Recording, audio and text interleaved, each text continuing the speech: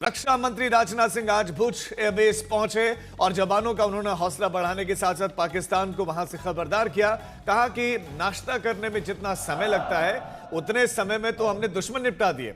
उन्होंने सीधा कहा कि पिक्चर अभी बाकी है और ऑपरेशन सिंदूर एक शौर्य गाथा। भारत माता की, भारत माता की, भारत माता की, बोले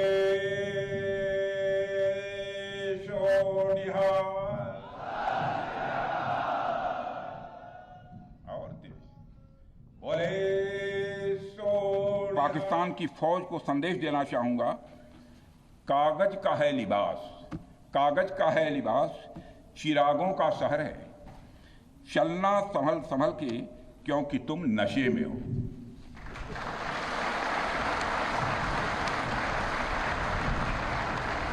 ऑपरेशन सिंदूर के दौरान जो कुछ भी आपने किया है, समस्त हिंदुस्तानियों को, चाहे वो भारत के रहने वाले हों अथवा दुनिया के दूसरे देशों में रहने वाले हों, सभी गौरवान्वित हुए हैं।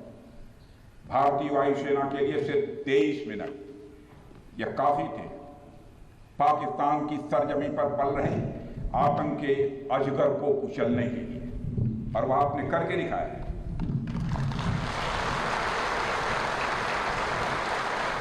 और मैं ये कहूं तो यह कहना गलत नहीं होगा, जितनी देर में लोग नाश्ता पानी निपटाते हैं उतनी देर में आपने दुश्मनों को निपटा दिया। आज रक्षा मंत्री राजनाथ सिंह ने फिर कहा कि ब्रह्मोस ने पाकिस्तान को रात में दिन का उजाला दिखा दिया था।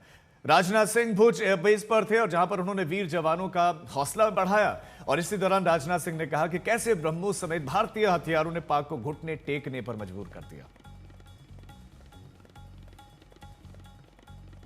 ब्रह्माइल की ताकत, ब्रह्मोस मिसाइल की ताकत को तो पाकिस्तान ने खुद स्वीकार कर लिया है। हमारे देश में एक कहावत काफी पुरानी है और वह है दिन में तारे दिखना।